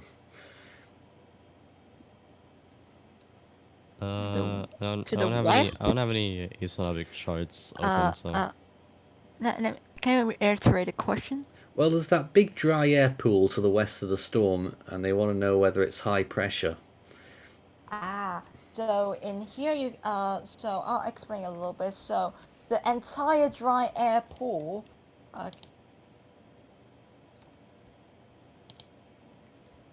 Did we lose Kenneth? Oh. Yeah. So. Oh, you're waiting for me. Hold on. Let me just get there. Here we go. Rewind a little bit. So you can see here a very stern subtropical ridge, ridge all over in the here, and so the entire area where the subtropical ridge was circled here covers the ocean basin. That's where the dry air is, because high pressure, it creates subsidence and within the subtropical ridge, and that's why overall at the periphery of this system, the air is pretty dry, but because Freddy is pretty intense, it generates some moisture bubble battle surrounding. It is influenced by the subtropical ridge, where ridge enhance subsidence, which creates dry air. All right. More comments here. Light rain on the central plateau in Mauritius right now. Interesting. And why... This will be an interesting one to see what your answers might be. Why do most agencies use 10-minute winds and not 1 minute? Oh, so actually, it is the World Meteorological Organization that recommends 10 minutes sustain instead of 1 minute. But as the US is long using 1 minute sustain at all time and didn't change it, that's why, other agencies still follow the JABMO recommendation and going 10 minutes sustain, while US is going with 1 minute. All right. But do we know why it's recommended to use 10 minute? That's probably I forgot the exact wording. That's in the journal in Harper 2010. But that's probably like balancing the gas and the system, how well the wind is sustained in TC. Yeah. But if you want to look the full article, you can look at the World Meteorological Organization guideline written by Bruce Harper and published in 2010. Yeah, that would be a good one. I mean, I didn't know myself, so that's interesting. The storm's still looking really, well, I mean, you don't want to use positive words, but it looks fantastic right now. Especially, you don't really want to use positive words when it's impacting these land areas, but there's no other word I can really use. It does look pretty exceptional. The eye particularly, and you were saying the eye temperature would have been at least 16 degrees. It's still plus 9. 19? Yeah. Wow, yeah, so that's quite clearly a category 5 in front of us right there. We are actually planning, considering the 18Z fix is coming up, we're actually planning on maintaining the intensity for now. I don't see why not. Yeah. There's another comment that I saw there a moment ago that I wanted to bring out. I've lost it now. Whilst I try and find that one. Oh yes, it was Ray Lee Lazaro Could Freddy affect our capital here in Antananarivo in Madagascar? I think you may possibly get tropical storm force winds, quite a bit of rainfall, but I don't think the capital itself will be that badly affected by rain. Maybe 100 millimeters at maximum. And plenty of other comments that we didn't get pinged for, but I'll read some of these out because they're about observations. Let's see. Hello from Mauritius, says Pasanisha. No major cyclone conditions up till now on the southern part of the island. Pretty decent weather actually, and 0 winds. It is calm there. But as you can see, the storm is still a fair distance away from reaching Mauritius. And the structure is absolutely phenomenal to me, says the weather expert. The best I've seen in a long while. Epanos says, is Freddy comparable with Darian? It's definitely better than Darian. I mean, despite they both somehow reached a T7.0 infrared estimate, but at the low level microwave and in the microwave side reflecting lower level, it just a ton of difference there. Darian is way worse in lower level microwave appearance, and this one is just simply variables. Look at this image, Nathan. Oh, hold on. Just get that again. Yeah, that's that microwave image. Yeah, you just look at this microwave image. You can see that's just a very resounding core that, like, haven't seen it for half a year since the Westpac Cat 5 boom. It's like 190 Kelvin rain dropping entirely around the center. It's just like 360 no scope, fully wrapped around. Yeah, and even the latest imagery, yeah, and another new wave of convection blowing up. It's suggesting it's still maintaining itself very well. So yeah, it's just not comparable. It's just like pretty much considerably like more impressive than Darwin, especially in the lower level structure that it is a 360 no scope from upper level to lower level. The entire circle is perfect. Now, there was 1-2 questions about radar, and I can tell you there is radar in Mauritius, but not much being shown on it yet. This is what it's been looking like in the recent 3 hours or so, and you can see hardly anything showing up. It only goes out to 450 kilometers. Given how relatively small this storm is, I'm not that surprised that we're not seeing anything on radar yet. From that radar site, it is about 650 kilometers to the eye and about 420 to the edge of the storm proper, the main bulk of it. So, you know, it's right on that very edge. But you'll probably see some stuff pop up on radar later tonight. But you can see a few little blue areas in the latest. I mean, that there is 841, this particular frame. And, you know, you can see a few little weak little band of rain or two that's just hovering around the area. And over Mauritius itself, you can see, in fact, we can get the close-up one just a little bit, very pixely, a few spots of rain there over different parts of the island, centrally and southwest particularly there as well. That's a 921 there, that frame. Oh, and there's 921 on the wide radius as well. So we can't see much yet, but I think we will certainly by morning. And there's another image from Kenneth's screen showing the, yep, we're there. The really fascinating view of the storm there. And would you, and we saw that microwave. How old was that microwave image, by the way? From now it's like 4 hours. 4 Well, hours still- ago. Yeah, but still effective for current storm reflected such resounding structure, still very symmetrical at all sides. Well, if you ask me when's the next microwave, well, still quite. So, we the best we have right now. Promise. Yeah. Yes. Sure. A moment of lovely just said they're dropping out and they thank us for our work.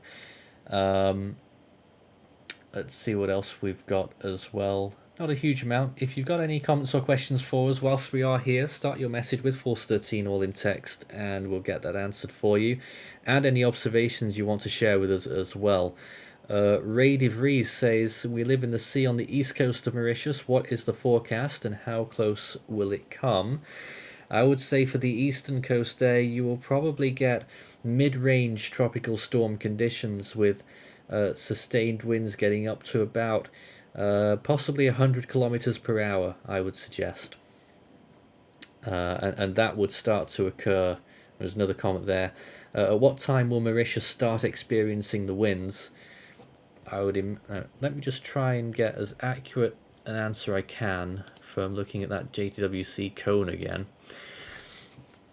You'll see on this cone that the storm makes its closest pass there at 4 p.m. or a little bit earlier than 4 p.m. at Mauritius time. So you will start to receive those tropical storm force winds at probably about lunchtime actually. Maybe late morning, but definitely by lunchtime, and that will continue for the whole afternoon there. More comments here coming in. Is another Andrew related comment. Is Freddy more compact than Andrew was? I'm not sure myself. I don't even. Yeah, I don't know. What is with the Andrew Cocker comparisons anyway in this stream? It's it's probably the size of the two storms. And how about 92S? Does that have a chance of formation into a tropical storm or cyclone? 92 is... No. Is that the one that's out 92S east? Yeah, way in the eastern Australia region. Well, it is dying right now. So, yeah, But it's that's going a to come goodbye. back. No, it's going to come back. Trust me. No, 92 is goodbye, yeah. And not 93. 93 is, Wait. yeah. Oh, is there another one? I didn't even know there was not. Yeah, Right. 92 is the one near in the Australian region, 115 east-ish. Right, I didn't even know that was there. That's an explosive ill-defined LLC, so no. Yeah, that is just goodbye. Okay, then fair enough. Yeah, I mean, Blaine, you for a long time you asked me, yeah, so what you called, yeah. And how impactful will it be in central Mauritius? Is it safe to roam around, especially to go to office on Monday? I would say no. You will get tropical storm conditions, I would imagine. So I think it's a day to stay put. All over the island. Yeah, go for it. Yes. Especially, I mean, you know, I know Ethan was saying earlier that it's pretty locked in, that it's going to continue the same motion, but you are talking about very small margins for error, and if it does deviate southwards a few miles, it could bring hurricane equivalent conditions to Mauritius. So, and that's when it gets really damaging. So, however, I must here to point that because the track guidance first of all is pretty set stone, but the further evidence that I want to give that in Mauritius is gonna barely touch the gale force winds radii is because that Freddy currently is very strong, right? Yeah, of course it is. So its outflow, the air flow outwards at the upper atmosphere is also very strong. So it pumps a large amount of air into the subtropical ridge here. Yeah, in the upper level wind, pumps a ton amount of air into the ridge. That gives the ridge pumping. It keeps its composure and steer Freddy towards the west. And pretty much that's why like few days ago we have been talking about. Okay, whenever what the guidance says, go a bit north of it. That's exactly why the reason, because the models, as we said, models can't sample well on these systems and goes a pretty much significantly weaker initialization, and for such, as I say, the ridge pumping, as the models cannot reflect that well because of the underestimation. that will go leads to more southward trajectory in the models, while in reality it may go a bit more westward than the guidance, which means there's not much thing about going south of the guidance. Very likely that in many cases that the forecast track would go more west and a bit north of Yeah. from the track instead of the south, and that's Yeah, why I a see. strong evidence I'll currently see that Mauritius is going to just barely touch the gale force wind radii with like 30 to 35 knot winds possible, and a bit higher. Interesting. Yeah. I'm still a bit more skeptical about that. They might be higher, but I'll take that on board. Back to our live cam here at Grand Bay in Mauritius through Dino's screen. Any other thoughts that you've got for us right now whilst we're with you? It's peace and quiet still. It is. It's looking very quiet there now. Looks like the wind's gone down a little bit, actually, if anything. Yeah, not too much. Could you point me at the relative location of this place related to the storm? What's that? Could you point me the relative location of the place relative to the storm? It's right near the top end of Mauritius, and that is currently 600 kilometers from the eye of the storm. And which one of the islands was Mauritius again? Of the Mascarene Islands? The one on the right. Oh dear, so you need to work on your geography. Yeah, well, too bad. Yeah, well, I'll work on that later. But I believe that because of the large belt of dry air there, it's still a bit. The weather is still a bit calm there. Yeah, certainly is. More questions and comments and everything here. Keep them coming in.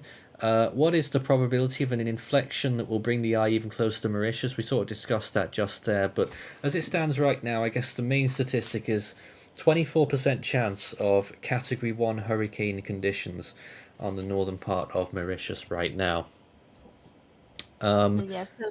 So far the probability stands pretty low right now, so not much of a worry for hurricane force condition, but gale to storm force between 60 through 117 kilometers winds. Yeah, those gale winds still are pretty much to be aware of. Albeit the impact is pretty much minor with the gale force winds. Yeah, especially it's also fast moving. Yeah, the winds will just pass rather quickly. Epinos says, on that one bulletin I've seen, you said that Freddy is going to be a once-in-a-lifetime storm. What do we mean by that? I didn't say that. Maybe someone else on our team did, perhaps Ethan, I'm not sure. But they must have meant it in the way of its track, because it is an extremely unusual track. I don't know if it's confirmed yet, but this is probably going to be the longest track in Southern Hemisphere history as well, isn't it?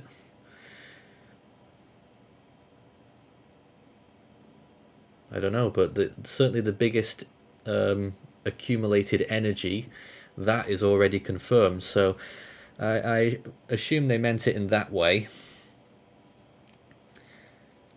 And let's see what else we've got here.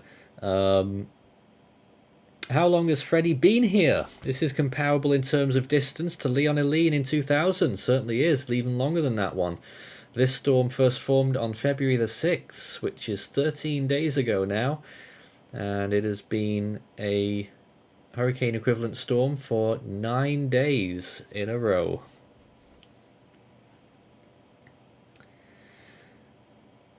Let's see what else we've got in the comments. Not a huge amount right now. Well, another question there about similarities. What cyclone made a similar track as Freddy did now? I mean, are we talking about now onwards? Because in fact, I'll look it up. I'll look up a few storms that are near the storm's current position and see what my findings end up being.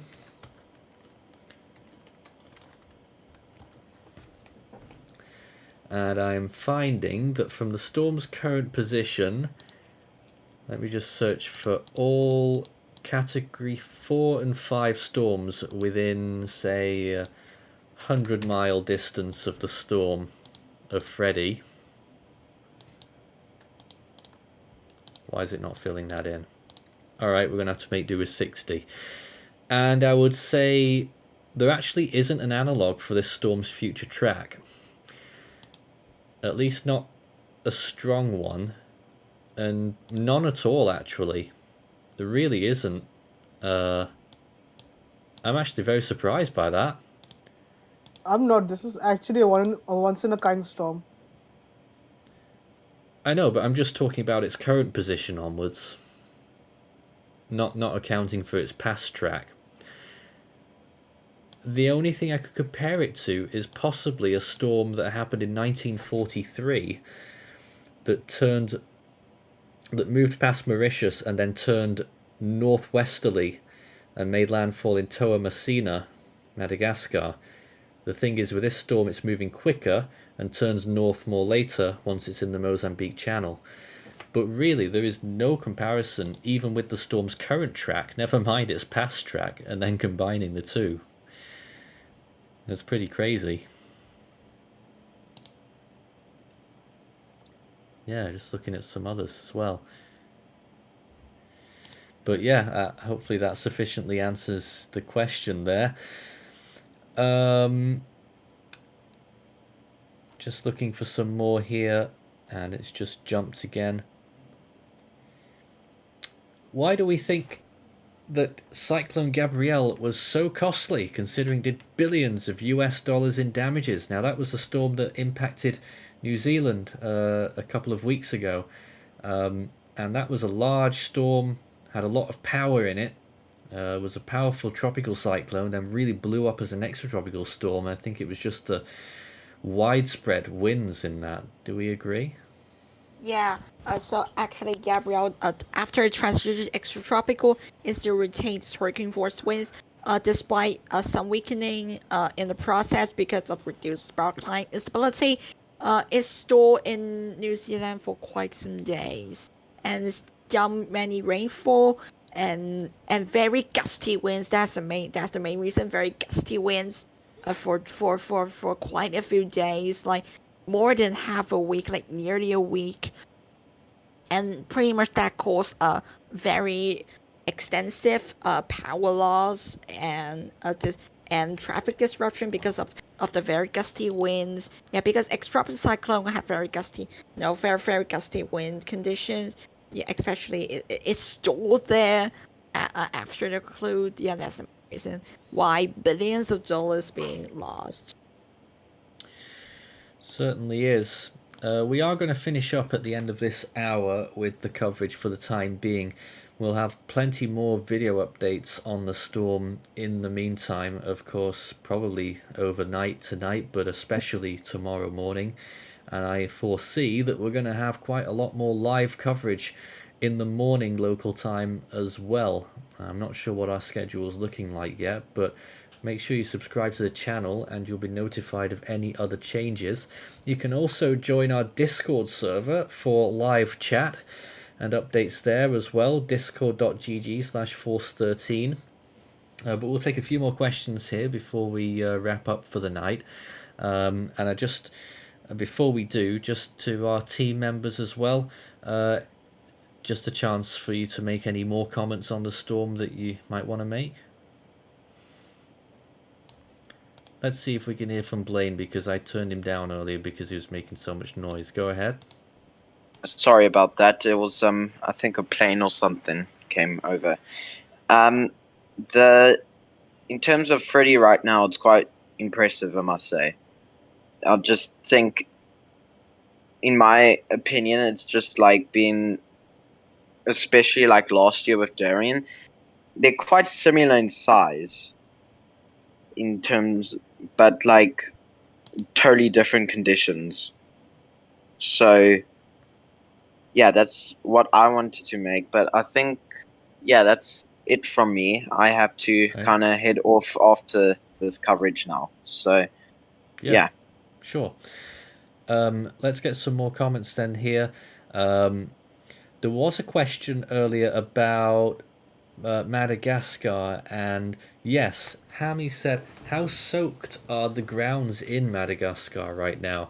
I don't know, but I imagine after what we saw earlier this year that it's still They don't want any more rain. Yeah, so just nearly 1,000 meters of rain were running correctly. Yeah, so I imagine that they're quite vulnerable.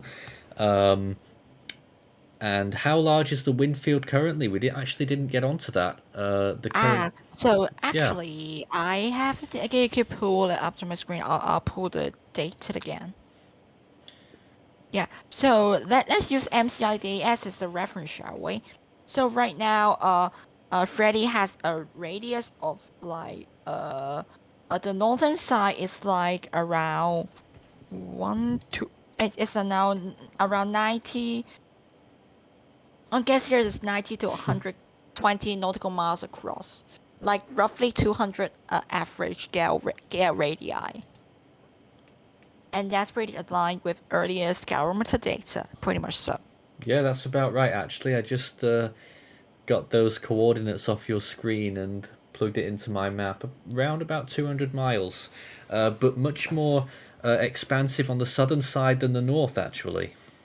Yeah, exactly, because of where the ridge is, you know, the subtropical ridge that amplifies the pressure gradient at the southern side, and also the motion factor is moving west very quickly. So the motion factor actually also amplify the winds at the left quadrant, but also reduce the wind at the right quadrant. That's why you can find the maximum sustained wind and the larger gale radii at the southern side of the system instead of the northern side right now.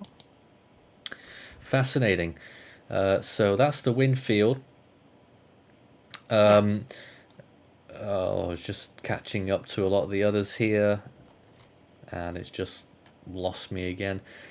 A question: how far will the storm pass from Mauritius? It looks to me as though it will probably pass within, could be 100 kilometers within when it goes by tomorrow. Maybe a little bit more, hopefully. But if it is a 100-kilometer pass, then you could be looking at, you know, maybe getting towards hurricane force. And does Freddy have a Dvorak rating of T7.0? I'm pretty sure it does. Yeah, the latest frame just came in. It's a clear T7.0. Okay. Yeah. Can we see that? As long as no dump work, that's a 7. Are we able to see that anywhere? I posted in the live discussion chat. Yeah, and also I'm zooming in the live stream. Yep, we're looking at that we now. Have a look on that. Yeah, that you can see the white grain here, around 30 nautical miles thick, and with a very clear or medium grain 90-degree eye, yes, 90-degree eye, and yeah, that's what's called a clear T7.0. And yeah, final notes before I end the stream. So right now, you can see a still very symmetric CDO. The hot tower still located at the northeastern side. The southern side is rather strong overall around CDO and very warm eye, 19 degrees Celsius there. But also you can notice some convection at the outer banding. That result in a decrease in mid-level relative humidity, and also it is shirking its annular characteristics with more outer bandings as shown earlier microwave imagery here, and this is going to just develop, and even it is shown in the infrared imagery. So that means more outer banding spiral ring band is gonna develop in the next 12 to 24 hours, and probably and we don't know about our replacement cycle, but yeah, we will see more outer banding in the next 12 to 24 hours. I want to comment this breaking news coming in. Okay. Sure. The Joint Typhoon Warning Center has just put in the Dvorak fix for 18Z. And? T7.0. 7.0. Yeah. Nope. Yeah. Okay. Great. Then. Thanks everyone there in our team for taking part. You can also join the conversation on our Discord server, discord.gg/force13. 1-2 more questions there. Fahir Shire says, will Freddy still get to Botswana? Well, maybe as a remnant, but it's still got a way to go before it gets there. And I'm just looking at any others there. Kim says, my parents are elderly and currently on holiday in Mauritius and extremely worried. How will Cyclone Freddy be like on Tuesday? If you're not in the northern part of Mauritius, well, even if you are, to be honest, just stay indoors and secure everything around you. We should get through it as long as people aren't exposing themselves in a way that would cause harm.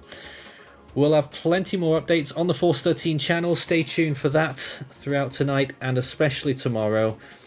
We'll see you next time, but from now, that's all here from Force 13, and we'll be back again soon. Have a good evening.